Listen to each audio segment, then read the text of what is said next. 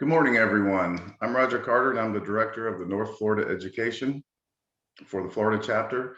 Welcome to the Region 5 Virtual A&A Education event, our third A&A event of this year. Our goal is to host 3 to 4 A&A events every year to help our accountants achieve their CPA requirements. It's my pleasure to kick off the first session of the day, Single Audit and Provider Relief Fund and Lease Accounting Update. Before we get started with the presentation, I have a few quick announcements. First, I want to take a minute to thank all of our Florida HFMA chapter sponsors. Without them, we would not be able to offer these fantastic virtual education events. I'm sure all of you are now experts at virtual events, but as a reminder, if you need CPE credit, you will need to stay on for the duration of the presentation, as well as answer 3 polling questions to get credit. If you have only dialed in via phone, unfortunately, we will not be able to track your attendance, so please log in using the link located in your calendar invite. You will receive a post-event survey, usually within 48 business hours, that will contain a link to the recording, feedback, survey, and certificate. Please feel free to add any questions to the A&A box during the presentation, and they will be addressed at the end of the presentation if time allows. However, if time expires, we will give your questions to the presenters so they can respond back via email. Now, I would like to introduce our presenters, Rick Kess, Kirk Cornack.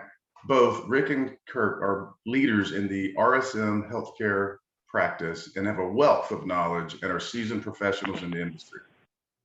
Thank you from the chapter, and the floor is yours, gentlemen. Awesome. Thanks, Roger. So first off, good morning, everybody, and thanks for joining today. Thanks to the HFMA for having both Rick and I speak today. Thanks to all the sponsors, as Roger said, we appreciate it. Just to kick things off real quick, my name is Kirk Cornack. I'm a senior manager at RSM. Been at RSM about 10 years, specialized auditing not-for-profit and some GASB hospitals and health systems down in the South Florida area. With that said, I'll turn it over to Rick if you want to do a quick introduction, Rick. Sure. Thanks, Kirk. I'm Rick Kess. I'm a partner in the healthcare practice. I work with Kirk a lot on some of his clients and then other clients throughout the United States. I'm based in the Minneapolis area, but serve clients kind of on a national basis. So work in Florida, work in North Carolina, also even work in California and in New York. So I've got about, 15, 16 years of experience serving similar clients, not-for-profit, GASB hospitals, but also work on private equity-backed for-profit healthcare companies. And then I've worked with a lot of health insurers as well. So kind of have a breadth of experience. And early in my career, worked in also in senior living, but kind of transitioned mostly to hospitals after that. So I know with the Provider Relief Fund and all this other stuff, some of our clients that traditionally wouldn't have been, something that I spent a lot of time working with have now become much more, kind of in scope for my time because, some of those for-profit companies receive provider relief funds and they've never had a compliance audit before. So now they're like, hey, how do we do this? What are we, we're struggling with all these issues. So I've got to kind of learn a lot about different sectors within healthcare over the last 18 months or so as the firms kind of worked with our clients to kind of work through the issues related to the provider relief fund. So as Kirk said, we really appreciate the opportunity to be here. Kirk's going to cover GASB 87. I'm going to cover COVID, PRF, single audit related issues. And then if time allows, we'll get to Q&A, but we'll make sure we get the presentation done on time so you can get to the next session and all the other things you need to do today. So again, appreciate being here. And Kirk, why don't you take it away on lease accounting? All right. Thanks, Rick. Can't think of a better way to start a Thursday morning than to talk about GASB 87 leases. So GASB 87 leases, it's a big standard for our GASB organizations. It's been a hot topic in the industry, both in the FASB world, both in the GASB world. Basically, it's putting those leases on your balance sheet as a lease liability as well as a lease asset. I will say that there's a similar ASU out there for FASB clients, ASU 2016-02. The two standards, the FASB 2016-02 and then GASB 87, are a little different. So this presentation does cover GASB entities. It's not going to be exactly the same for FASB organizations. So with that said, we'll kick off with a polling question right away and just ask the question, what accounting framework do you report under for your organization? Is it A, GASB, B, FASB, or C, other? Again, just want to get a feel out there for who we're speaking to today. Majority, well, this presentation is going to be on GASB 87, but it is a little different under the FASB guidance. We'll just give it a few seconds here to let everybody get their answers in.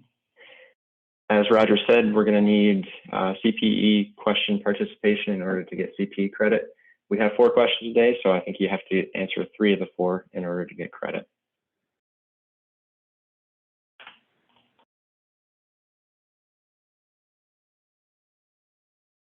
Okay, so we have majority of people on the call today do report under GASB, which is good. A few under FASB, and then a few on other as well. So I think we're speaking to the right crew right now about GASB 87. Let's kick it off.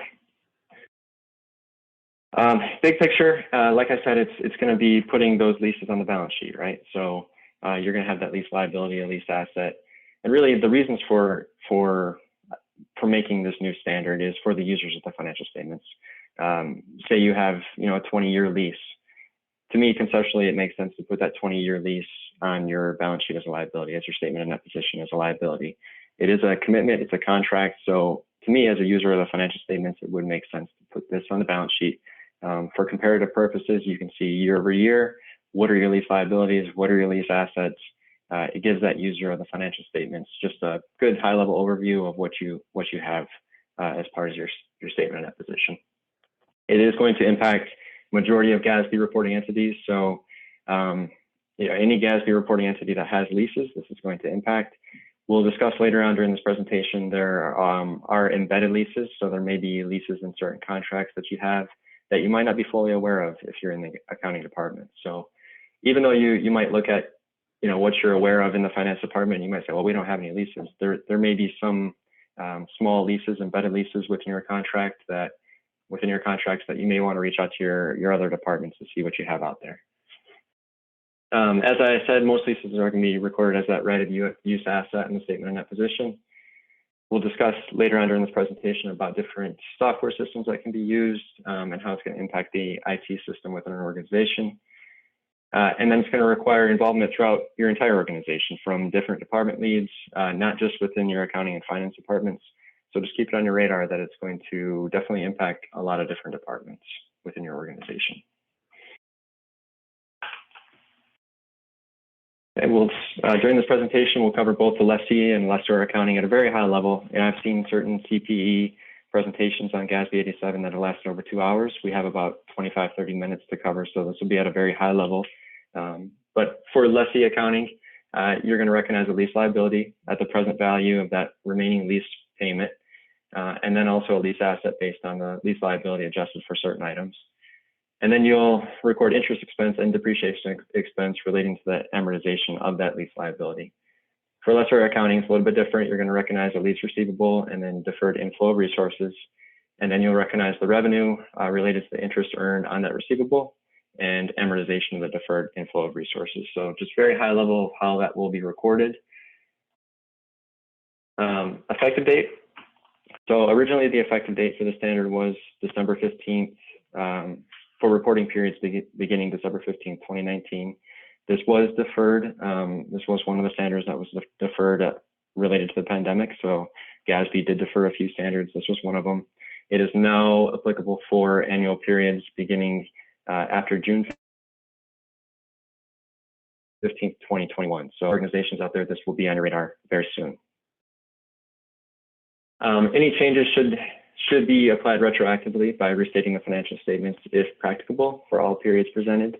If not practicable, then it should be reported as a restatement of beginning net position. And that's kind of the route that I've been seeing for most organizations, bullet point 3 there.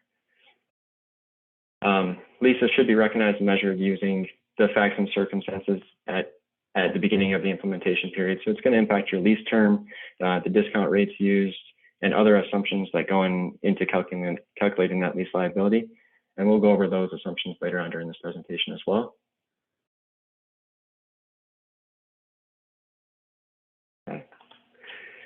This is just a visual of what the assessment might look like for your organization. First, it's going to be just strategy. Look into the standard. Look at the different nuances within the standard, how it's going to impact your organization. My recommendation is just read the entire standard, get a high-level overview of how to implement it at your organization, and then dig into the details at your organization. But step 2 would be just data collection. You might identify just tons of leases at your organization. There may be leases that you're not aware of. So a lot of the time spent at your organization might just be compiling all the lease agreements and just figuring out at your organization what is out there. My recommendation would be to reach out to your department heads, ask them about leases, embedded leases, look at your payment details, see if you're making any payment details that might qualify as a lease under the standard. So a lot of the time, the legwork would just be identifying what leases are out there at your organization. Then from there, depending on the number of leases that you have, figuring out if a software solution is something that your organization would benefit from. There are lease software systems out there that can help you, look at the amortization, record all your leases. They can just help set up the entire file for you. So see if that's an option for your organization.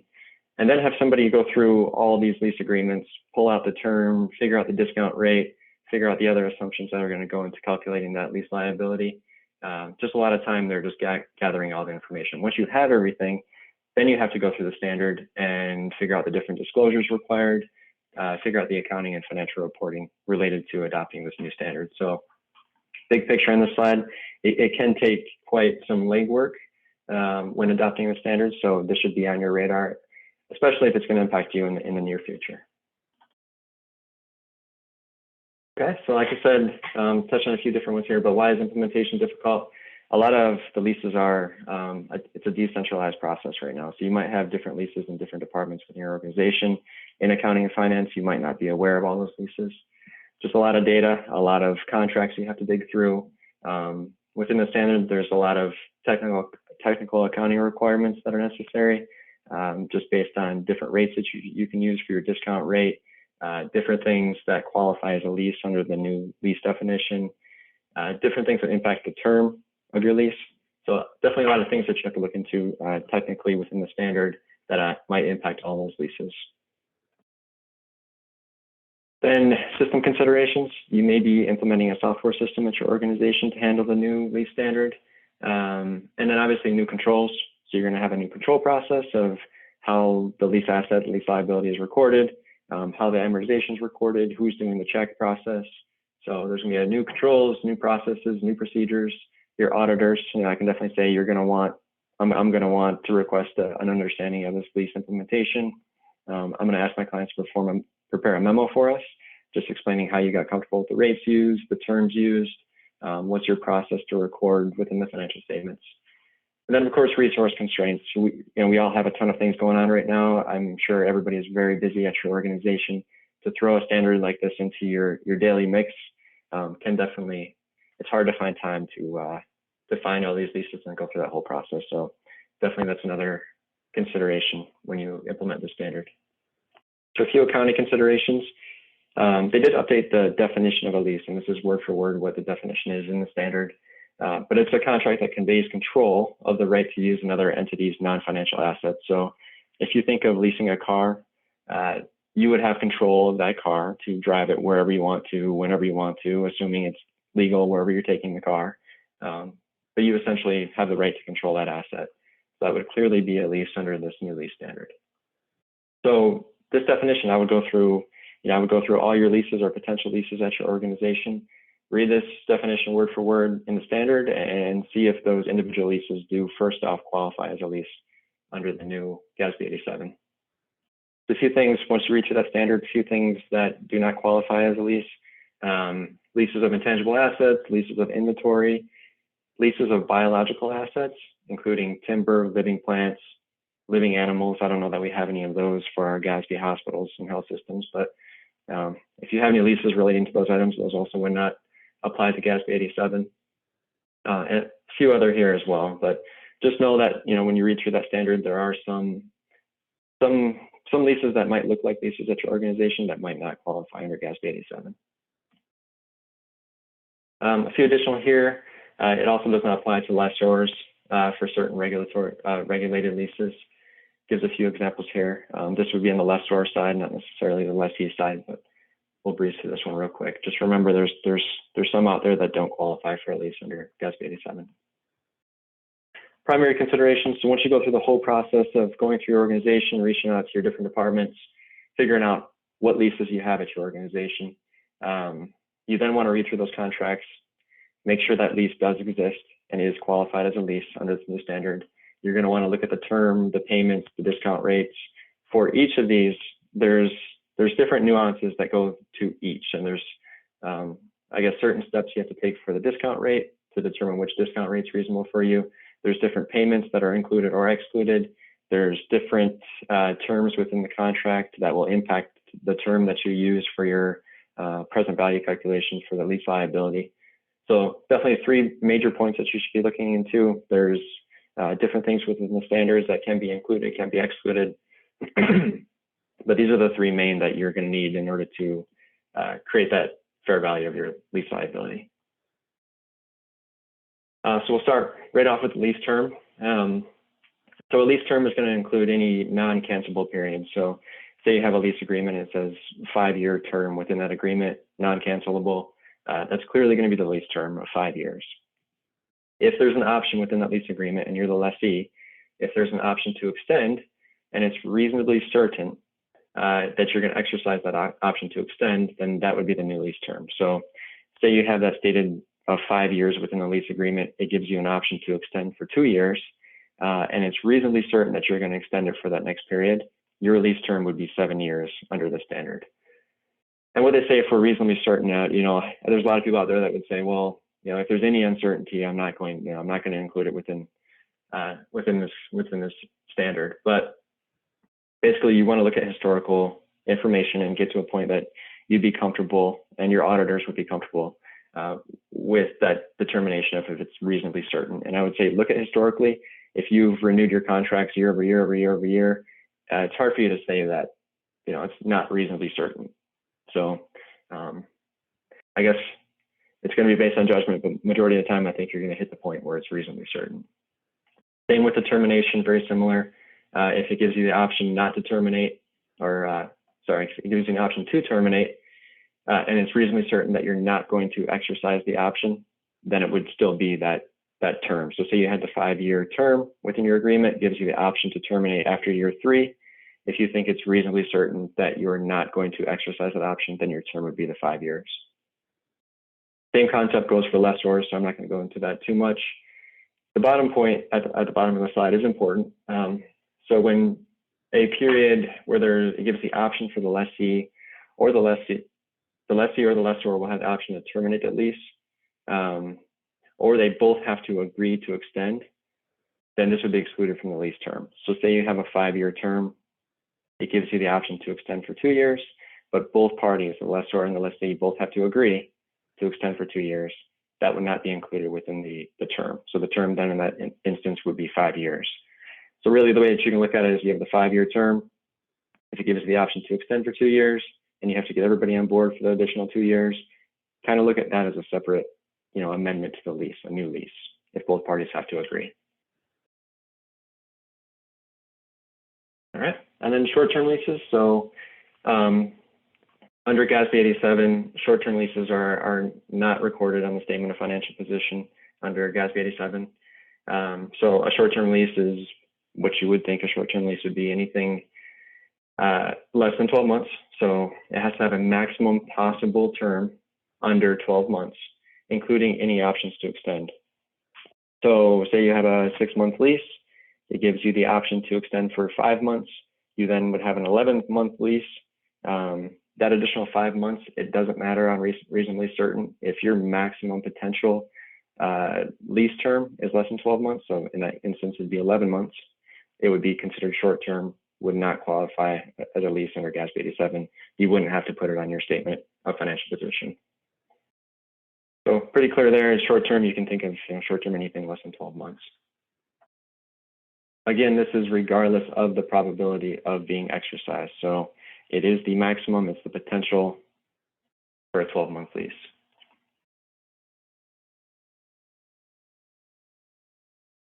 All right.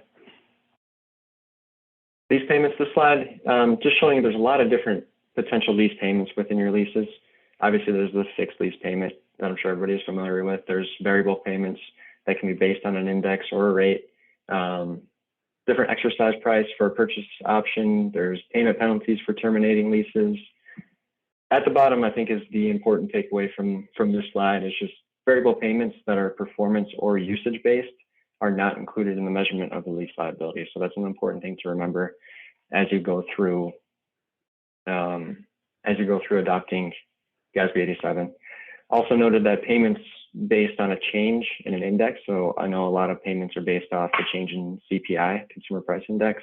Those are also not in the calculation of the lease liability. So just a few things to look into there as well as you determine what qualifies as the lease payment when adopting this standard. Next slide is discount rate. So I guess discount rate, step one, you're going to look at the stated rate in the agreement. So what is the rate that is agreed upon between the lessor and the lessee? If that's not available, you would then go to what is the estimated implicit rate for that lease.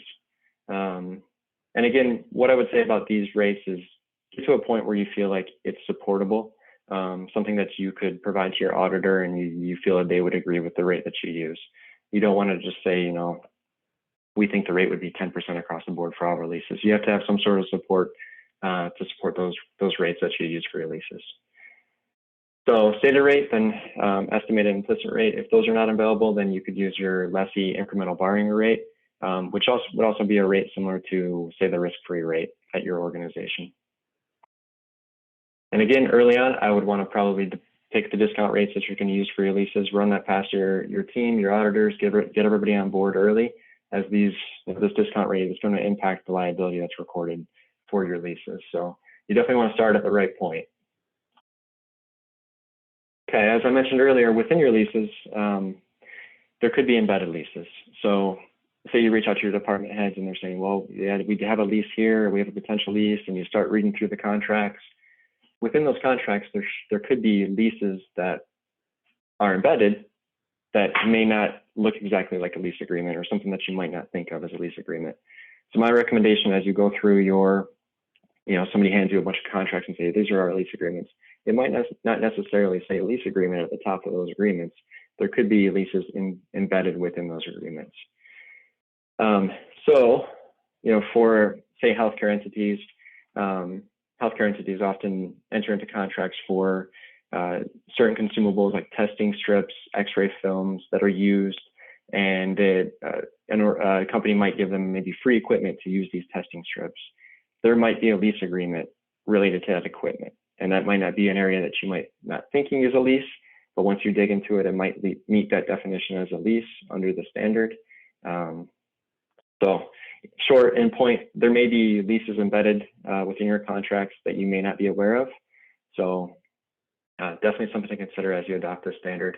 Some other types of contracts that may contain embedded leases are listed on this slide. IT and office equipment. Dumpsters are one that I didn't think of, but you may have a lease with your dumpster company if you have one. Then advertising billboards, cell towers, antennas, just a few examples of different embedded leases that we've seen out there.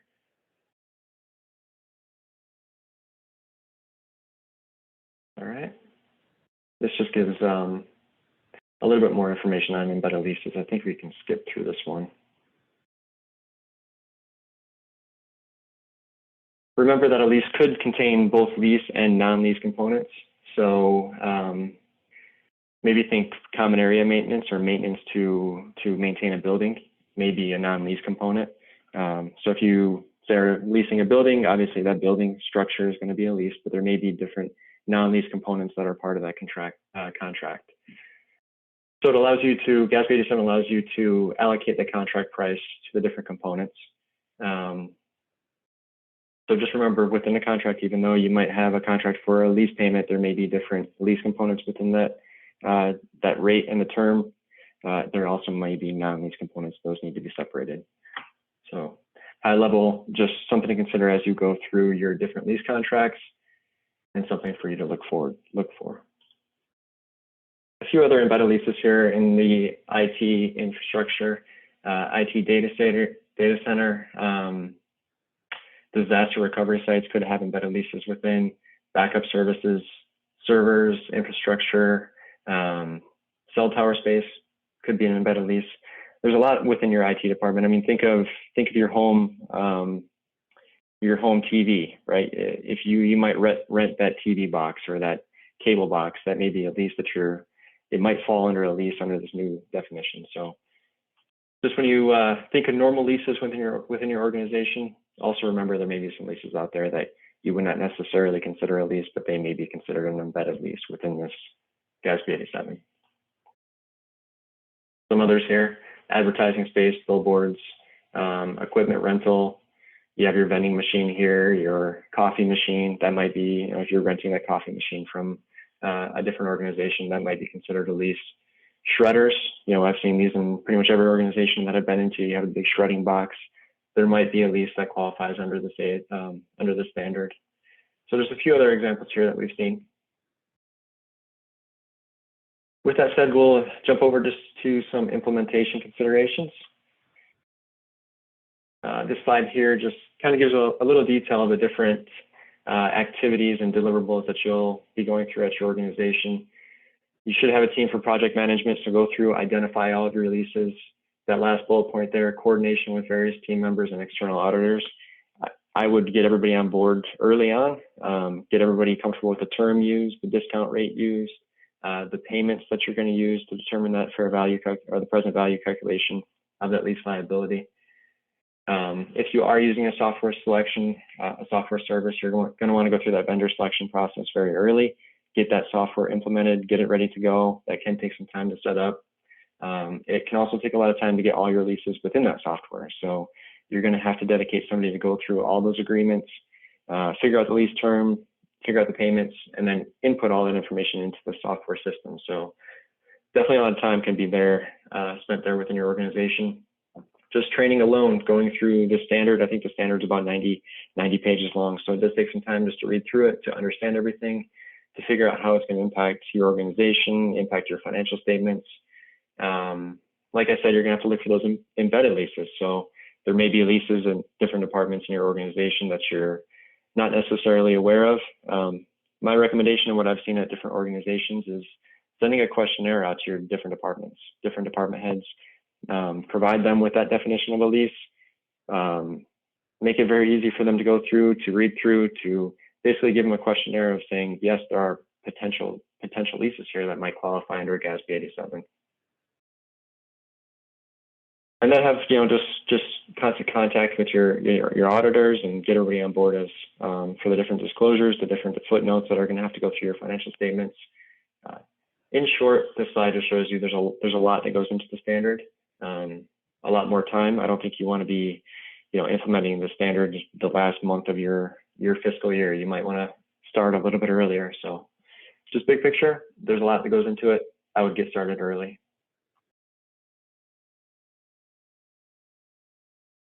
Yeah, I think we covered most of this here. One more point to note. I mentioned send surveys to your different department heads, but also look at your cash disbursements, right? That's going to tell you where the money is going, what you're spending money on. You may be able to look through your cash disbursements and just say, yes, maybe this does qualify as a lease.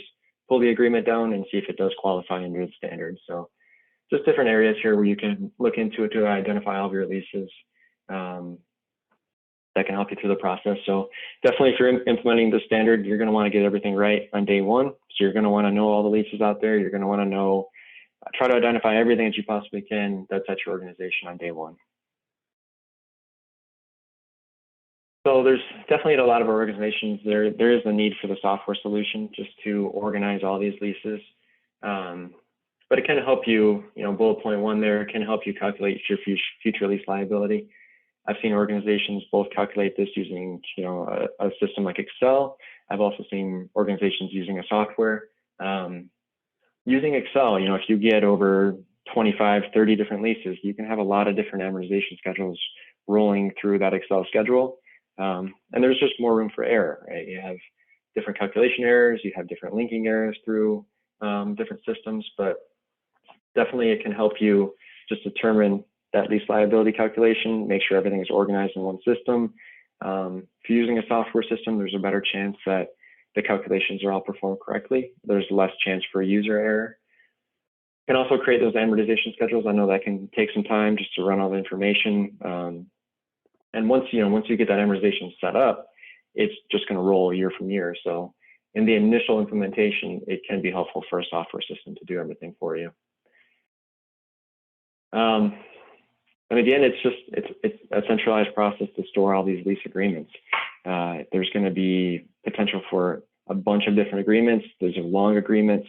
It's just an area where you can store everything, where you can organize everything. So a software solution may be a good option for your entity. And if it is, you may want to go through that process sooner rather than later. Just make sure everything is set up, make sure everything is running correctly. And again, like I said, you're going to want to write the control processes, go through your understanding of all the processes of checks and balances. We're going to request memos from our clients so you can get ahead of that game. So I would say definitely the sooner that you can start, the better. All right, that brings us to polling question number 2. Are you considering using a technology solution upon adoption of the new lease standard? Yes, no, or not applicable to my company. So I guess this question can go, if you're a FASB entity or if you're a GASB, still try to answer the question yes or no if you can. If it's, because I know for a lot of our FASB entities as well, a software solution is still something that they're considering. So we'll leave this question open for a few more seconds and see how everybody's doing.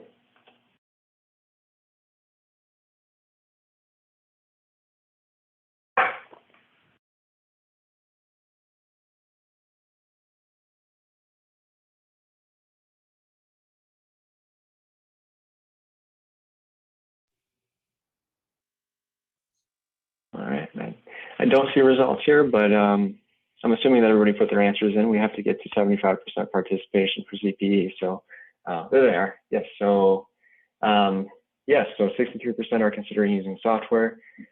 25 is no, and then 13 not applicable for your company. So it sounds like majority of the people out there are considering using some sort of software for their implementation. I've heard, through various people that if you have over, say, that 25 to 30 different potential lease contracts, that may be beneficial. So that's kind of the number that I've been hearing. But with that said, that's a very high-level overview of GASB 87. Definitely a lot of different details that we could go into. I've seen CPEs that go over 2 hours about GASB 87, so tons of information out there. But hopefully that gives you just a high-level overview and gives you a few different things that you should look for as you dig through your lease agreements. With that said, we'll jump over to the second part of this presentation. I'll pass it over to Rick Kess just to go through a COVID item update. So Rick, I'll pass it to you. All right, thanks, Kirk. Hey, everybody. So, back March 2020, everybody probably remembers, getting the call from their, direct, the people that they report to or whoever that said, hey, we're going to work from home. We're going to do some crazy things, or whatever the situation was for you. But, I remember March 12th, it was my wife's birthday. And, we basically as a firm came together and said, hey, we're going to work from home. We're not going to go to clients, we're going to disrupt everything. And this was something that we put together back then to say, okay, when it comes to our clients, they're going to need a lot of help. And we want to be organized in terms of how we respond to what they're asking about. So we put together kind of these 5 different areas of framework, uncertainty and what we could do to kind of help them through that, guidance and regulation. So that was really things like PPP loans, the employee retention credit, provider relief fund. They came with tons of regulations, right? And different ways to account for it, and different ways to qualify for it, and different ways to report about it. So, we kind of stood up some solutions related to that item. And that's really what we're here to talk about today. We also talked a lot about supply and demand shocks. We're continuing to work through the workforce dynamic. Not only did, a lot of our healthcare clients introduce the concept of working from home for a lot of their back office people, but now we're working through lots of issues related to lack of staffing. I don't think we talk to a single healthcare provider across the country that doesn't start the conversation with, we don't have enough nurses, or we don't have enough respiratory therapists, or we don't have enough, name the direct care provider that you're thinking about, and you probably don't have enough of them. And so with that issue, like, how do you make what you have be as efficient as possible? And so that's another area we worked a lot on. And in healthcare, we didn't focus a ton on liquidity. At least in my practice, most of our clients are, as Kirk and I have talked about, large health systems, and their balance sheets were fairly able to handle a temporary shift in kind of revenue streams and things of that nature. But we did work with some of our clients that maybe weren't as well capitalized, that had liquidity issues, and looked for things like temporary loans, or things to kind of keep the lights on, so to speak. But most of our healthcare clients, our hospital clients, really didn't face an issue when it came to liquidity that was immediate. I think long term they thought about sustainability more than liquidity. Next slide, Kirk. So another polling question, what was the impact of COVID to your organization? Basically, did it help you a lot, hurt you a lot, help you a little, hurt you a little, kind of thing? So just kind of get an idea of where things stand there. We'll leave this question up for a second or two. Surprisingly, depending on circumstances, geography of where you are, or the type of services that you provide.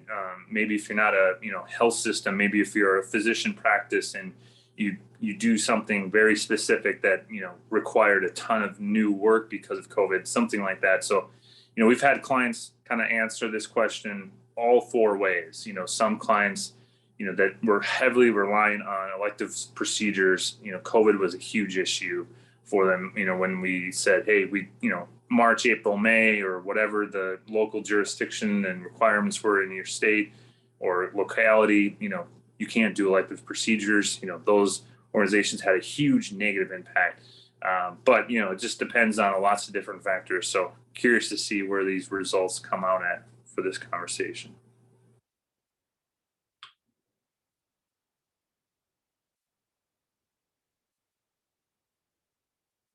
All right, should we close the polls, move on?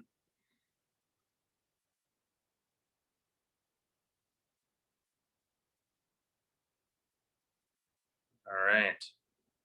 I'm not seeing any results, but all right. Next slide, Kirk.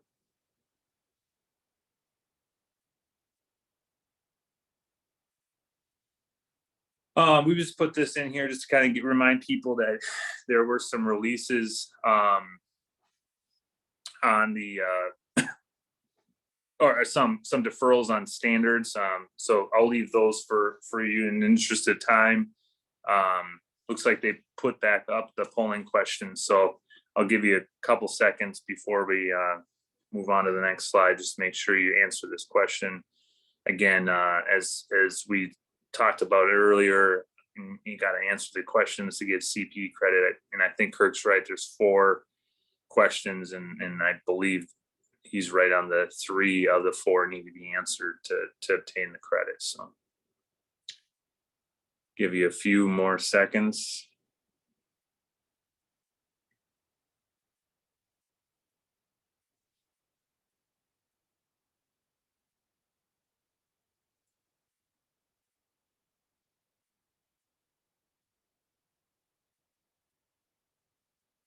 All right.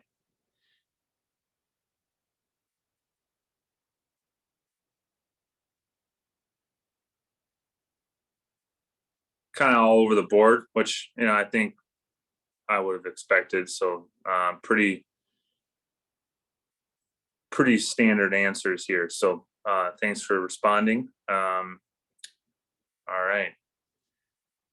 Move on to the next slide, Kurt.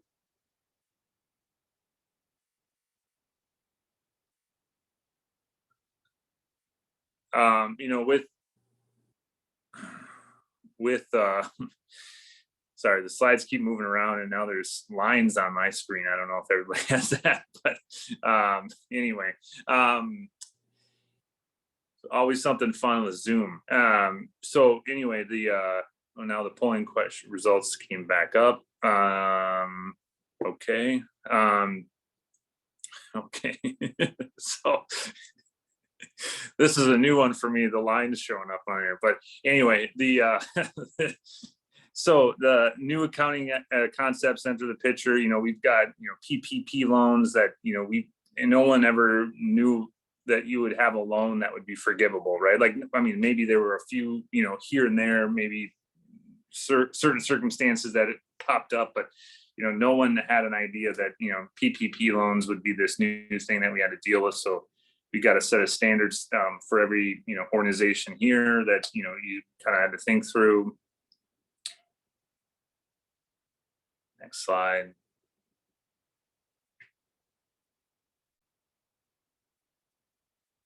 A lot of our clients entered into the advanced and accelerated payments for Medicare, so you had to think about how to account for those. We had to think about how to account for, these temporary impacts with reimbursement from Medicare related to, COVID inpatient positive patients, sequestration lifts, the uninsured PRF program. So lots of things that our clients came and talked to us about over the last 18 months related to these issues. And this just gives you an idea of for the provider relief funds, the standards that apply depending on what type of organization you are. So, I think that's good information for you if you're curious about, any of that. And this kind of summarizes when you can recognize the revenue under PRF. And it is different for each, type of organization, whether you're for-profit, not-for-profit, or government. But in effect, it's kind of, the summary, the salient point on all this is that, you can recognize the revenue under GAAP, regardless of what type of GAAP you're following, when you're pretty much reasonably certain that you're going to keep the money. It's kind of boils down to that. And that certainty has changed and evolved and moved around all over the place, since March of 2020 to today. It's kind of like, early on, we all thought, like, I think Seema Verma said, hey, there's no strings attached to this money, go spend it.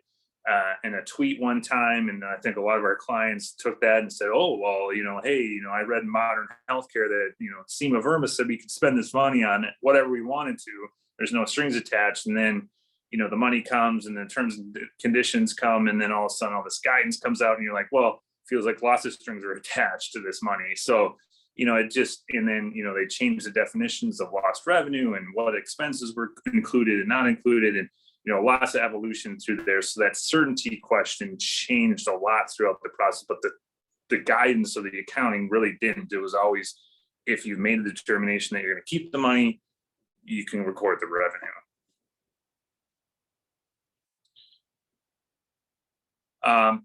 This is the slide that I really wanted to get to be able to talk about, really, what's changed, what's new, because a lot of that previous content was very, I probably covered in other presentations you've listened to and heard about, and this might be too. So my apologies if this isn't new information, but this is all the newest stuff that we kind of came up with. And obviously, back earlier this summer, the big change on lost revenue calculations were considering the lost revenue calculation only on a quarter-over-quarter basis, and only taking the quarters that were losses.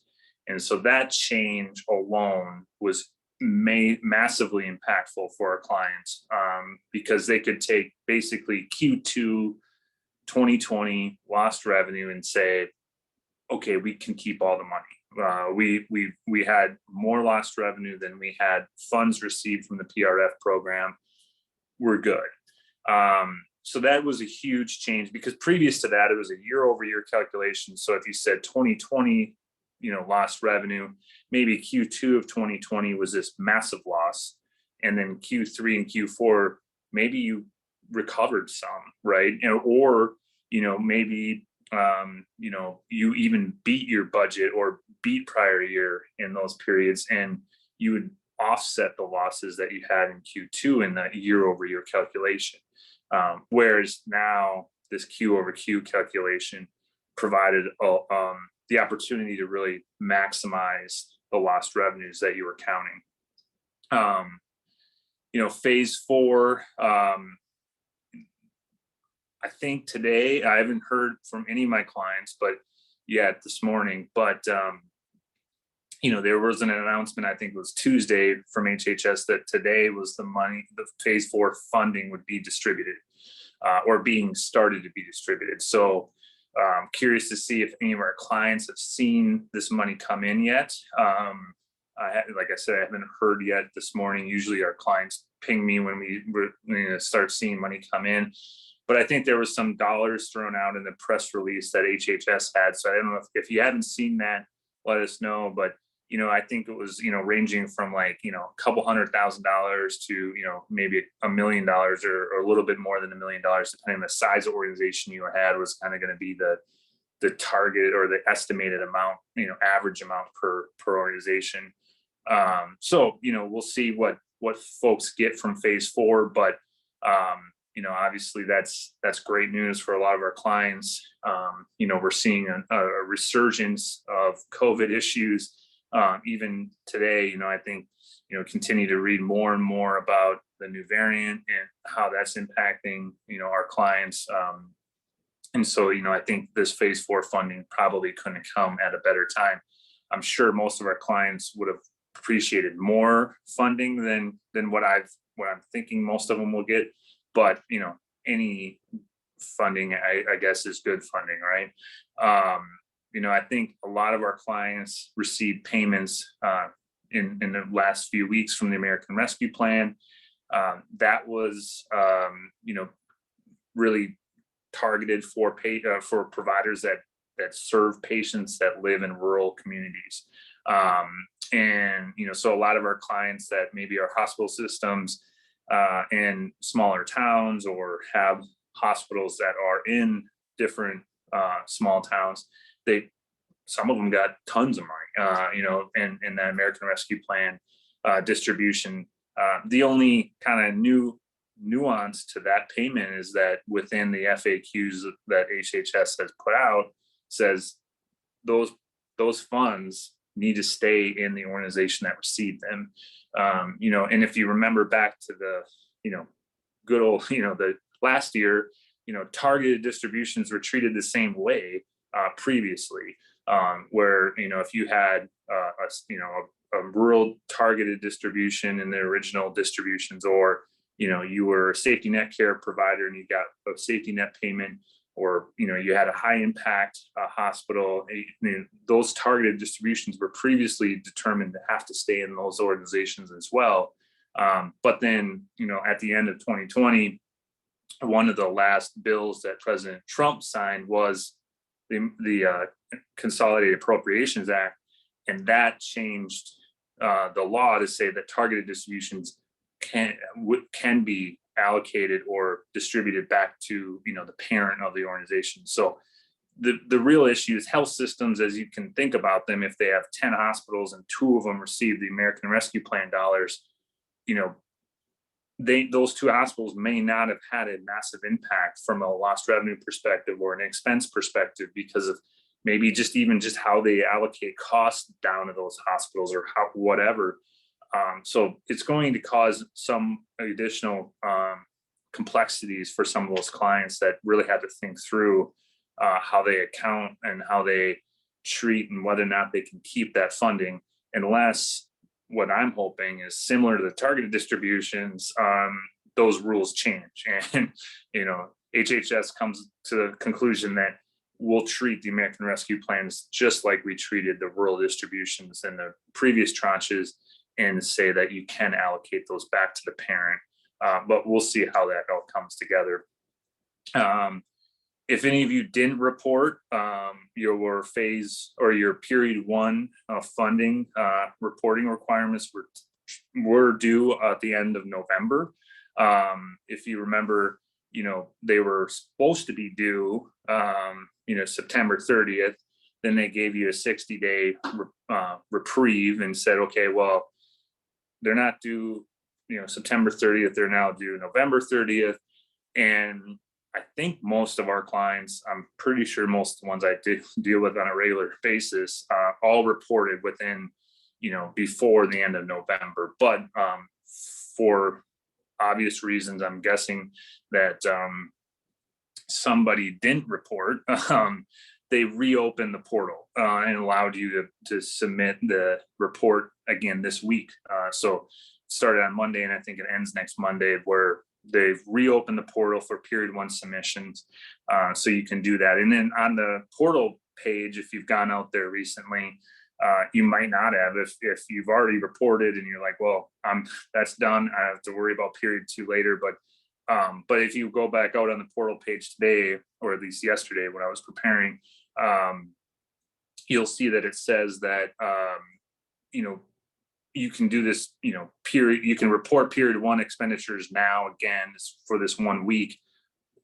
Additionally, you can also, if you have an error in your period 1 reporting, you can now contact HHS or HRSA and let them know, and then they can help you fix it. So, I'm not sure if anybody's going to go back and fix some of the period 1 reporting. I know some of our clients had some things where, maybe they put in the period 1 reporting before the end of October. And if you follow the FAQs as closely as I know, that as I do, they changed some of the FAQs on October 26th or 28th. I can't remember exactly the day, but I know it was the end of October. And, some of the interpretations changed around what types of expenses were included and weren't, only to broaden them and really in effect. So, maybe you want to go back and change what expenses you put in there or something like that. So I guess some of our clients may go through that process. But at this point in time, I'm not sure how many folks will go back and amend what they did in period 1 if they've already reported. So what's next? What's coming up? I think a lot of our clients are going to have a lot of issues when it comes to these compliance audits, whether they're for-profit entities or not-for-profit entities. If you've never gone through a compliance audit or single audit before, it's going to be a big lift for you. I think some of our clients think, well, that it won't be that bad, right? Like, we know how we spent the money. That's good. We can prove out, that we met the requirements, all those things. That all might be true, but then, when you get into auditing these from a compliance audit perspective, the devil's always in the details. And then, there isn't a lot of room for leniency, if you will, from the standards that the audit professionals are going to be under when they do these audits. Like in a GAAP audit, we can use lots of things like materiality and judgment and a lot of other thoughts that we can kind of use our professional judgment on. Whereas in the compliance audit world, there's a lot less of that. There's very prescriptive rules around sample sizes and materiality and all these other things that are really going to impact kind of the client experience in my mind. So my advice to all of our clients who have never gone through compliance audit before, that are going to go through one, I'd say really, plan ahead, don't wait till the last minute. I don't know when the for-profit guidance will actually come out, and hopefully the guidance will say when they're due, but we don't know when they're due yet. But once we do, I'd say figure out, a really good plan of how you're going to handle the audit, and expect that there will be tough conversations about how you did something or what you considered an expense or any of that kind of stuff. It's just going to be somewhat more work than what you normally experience, if you've gone through a financial statement audit before. And the other questions that we kind of have out there is, how many years will you have to do one? So if you got period 1 funding, period 2 funding, period 3 funding, period 4 funding, depending on when you receive the cash is going to drive when you report and what your period of availability is. And all of that's going to drive how many of these audits you probably have to have. So another thing that you might want to think about is, how many of these audits, is it going to be 1, 2, 3, depending on your situation. You might have more than one of these audits if you don't have a need for another reason to have a compliance audit. So, it could be something additional that you weren't planning on. I think originally a lot of us were thinking maybe it would be like kind of, if you're a for-profit entity or a not-for-profit that only received provider relief funds, and we originally kind of thought, well, maybe you could just do one audit because you got all this funding, you prove it out, you audit it, you're done, right? Well, if you keep getting more and more cash, it's like, you got more and more years to report. So I think it's going to be a longer term, issue than we probably previously thought. And then the last item here is there is a bill in the House right now that was introduced, hasn't really moved forward, but it's called the Provider Relief Improvement Act, which was really trying to get HHS to distribute the rest of the money that's in the fund. Depending on the math that you do, you might come up with a number of like 10 or 20, but it's in that range of billions of dollars that are still left in the Provider Relief Fund. So, I think Congress is trying to get some speed there. And, obviously now today, phase 4 being distributed American Rescue Plans funding came out just in the last few weeks. So, HHS is moving. So maybe this bill isn't necessary, so it might not move forward, but it is something that was introduced and something that we continue to track. All right, last question. Did you receive phase 4 provider relief funds? Yes, no, or NA? I'll give you a second or two here. I know we're coming very, very close to the end of the hour. So make sure you get that last one in if you want CPE credit.